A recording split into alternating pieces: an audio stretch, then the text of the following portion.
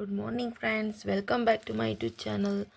ಇವತ್ತು ಇದು ನಮ್ಮ ತೋಟದ್ದೇ ಪರಂಗಿಕಾಯಿ ಸಿಕ್ಕಿತ್ತು. ಇದ್ರದ್ದು ಚಪಾತಿಗೆ ಕಾಂಬಿನೇಷನ್ ಆಗಿ ಪಲ್ಯ ಮಾಡ್ತಿದ್ದೀನಿ. ಇದೆಲ್ಲ ಫಸ್ಟು ಕ್ಲೀನ್ ಮಾಡ್ಕೋಬೇಕು. ಇದೆಲ್ಲ ಈ ಕಡೆ ಎಲ್ಲ ತೊಟ್ಟು ತೆಗೆದು ಹಾಲು ಬರುತ್ತೆ, ಅದೆಲ್ಲ ಕ್ಲೀನ್ ಮಾಡ್ಕೊಂಡು ವಾಶ್ ಮಾಡಿಕೊಂಡು ಮೇಲೆ ಪೀಲ್ ಆಫ್ ಇದೆಲ್ಲ ಎರಿಬೇಕು. ಆಮೇಲೆ ಸಣ್ಣಗೆ ಹಚ್ಕೊಂಡು ಒಗ್ಗರಣೆ ಹಾಕಬೇಕು.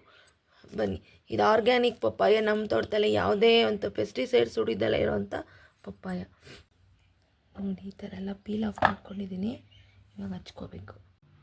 Welcome back to my YouTube channel. ಇವತ್ತು ಪರಂಗಿಕಾಯಿ ಪಲ್ಯ ಮಾಡ್ತಿದ್ದೀನಿ. ಆವಾಗಲೇ ಎಲ್ಲ ಪೀಲ್ ಆಫ್ ಮಾಡಿ ಈ ಥರ ಹಚ್ಕೊಂಡಿದ್ದೀನಿ ನೋಡಿ. ಈ ಥರ ಇದಕ್ಕೆ ಒಗ್ಗರಣೆಗೆ ಈರುಳ್ಳಿ, ಹಸಿರು ಮೆಣಸಿನ್ಕಾಯಿ ಒಂದು ಸ್ವಲ್ಪ ಜಾಸ್ತಿನೇ ಹಾಕ್ಕೊಡ್ರಿ, ಯಾಕೆಂದರೆ ಸ್ವಲ್ಪ ಸ್ವೀಟ್ ಅಂಶ ಪರಂಗಿಕಾಯಲ್ಲಿ ಇರುತ್ತಲ್ವ. ಹಂಗಾಗಿ ನಾನೊಂದು 7-8 ಮೆಣಸಿನ್ಕಾಯಿ ತೊಗೊಂಡಿದ್ದೀನಿ. ಕರಿಬೇವಿನ ಸೊಪ್ಪು, ಒಗ್ಗರಣೆಗೆ ಕಡಲೆಬೇಳೆ, ಸಾಸಿವೆ, ಜೀರಿಗೆ, ಒಂದು ಸ್ಪೂನಷ್ಟು ಧನಿಯಾ ಪುಡಿ ಮತ್ತು ಕಾಯಿ ತುರಿ. ಎಲ್ಲ ಕಾಯಿ ತುರಿನೂ ಇದನ್ನು ಸ್ವಲ್ಪ ಮಿಕ್ಸಿಯಲ್ಲಿ ರುಬ್ಕೋಬೇಕು. ನೆಕ್ಸ್ಟ್ ಇವಾಗ ಒಗ್ಗರಣೆ ಇಡ್ತೀನಿ. ತುಂಬ ಎಣ್ಣೆ ಎಲ್ಲ ಬೇಕಿಲ್ಲ ಇದಕ್ಕೆ. ನೆಕ್ಸ್ಟ್ ಸಾಸಿವೆ,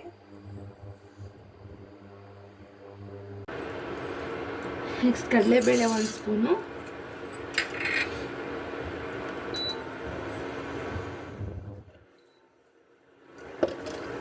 ನೆಕ್ಸ್ಟ್ ಜೀರಿಗೆ, ನೆಕ್ಸ್ಟು ಈರುಳ್ಳಿ, ಮೆಣಸಿನ್ಕಾಯಿ, ಕರಿಬೇವು ಸೊಪ್ಪು ಎಲ್ಲ ಬಾಡಿಸ್ಕೊಳ್ಳೋಣ ಚೆನ್ನಾಗಿ. ನೆಕ್ಸ್ಟ್ ಪರಂಗಿಕಾಯಿ ಹಚ್ಚಿರೋದನ್ನ ಹಾಕೋಣ. ಇದು ಆಗಿದೆ. ಇವಾಗ ಪರಂಗಿಕಾಯಿನ ಹಾಕೋತೀನಿ. ನೀವು ಈ ಥರ ಮಾಡ್ಕೊಂಡು ತಿನ್ನಿ. ಪರಂಗಿಕಾಯಿ ಪಲ್ಯ ತುಂಬ ನಮ್ಮ ಹಳ್ಳಿ ಸೈಡು ತುಂಬ ಮಾಡ್ತಾರೆ ಇದನ್ನ.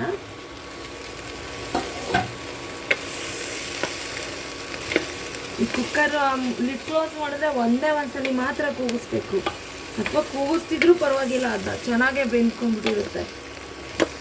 ಯಾವುದೇ ಮಸಾಲೆ ಹಾಕ್ತಲೇ ಸಹ ಮಾಡ್ಬೋದು, ಹಂಗೇನೆ ಅದು ಚೆನ್ನಾಗಿರುತ್ತೆ.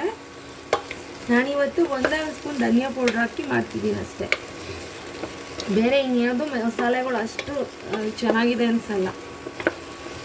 1-2 ನಿಮಿಷ ಬಾಡುತ್ತೆ. ಅದಕ್ಕೆ ಕಾಯಿ ತುರಿ ಹಾಕ್ಕೊಂಡಿದ್ದೀನಿ.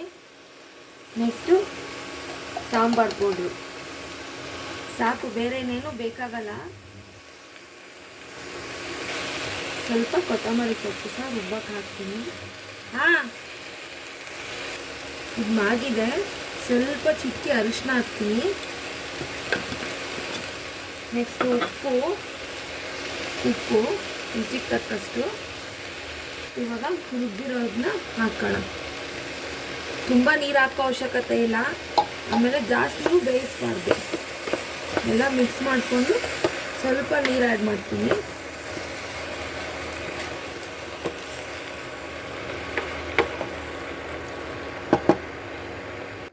ಇದೆಲ್ಲ ಬೆರೆಸಿದ್ದೀನಿ. ಇವಾಗ ಕ್ಲೋಸ್ ಮಾಡ್ತೀನಿ.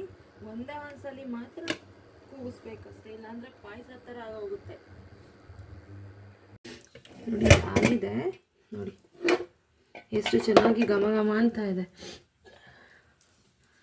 ಇದಕ್ಕೆ ನಾನು ಚಪಾತಿ ಮಾಡ್ಕೊತಿದ್ದೀನಿ ಕಾಂಬಿನೇಷನ್ಗೆ. ಚಪಾತಿ ಅಥವಾ ರೊಟ್ಟಿ ಎರಡಕ್ಕೂ ತುಂಬಾ ಚೆನ್ನಾಗಿರುತ್ತೆ. ನೀವು ಮಾಡಿಕೊಂಡು ತಿನ್ನಿ. ಪರಂಗಿಕಾಯಿ ಸಿಕ್ಕಿದ್ರೆ ತುಂಬ ರಿಚ್ ಇನ್ ವಿಟಮಿನ್ಸು, ಎಲ್ಲ ಅಂಶಗಳು ಸಹ ಇದರಲ್ಲಿರುತ್ತೆ. ಕಣ್ಣಿಗೆ ಒಳ್ಳೆಯದು ಮೇನ್ಲಿ. ಬನ್ನಿ ಇದು ಸರ್ವ್ ಮಾಡೋಣ.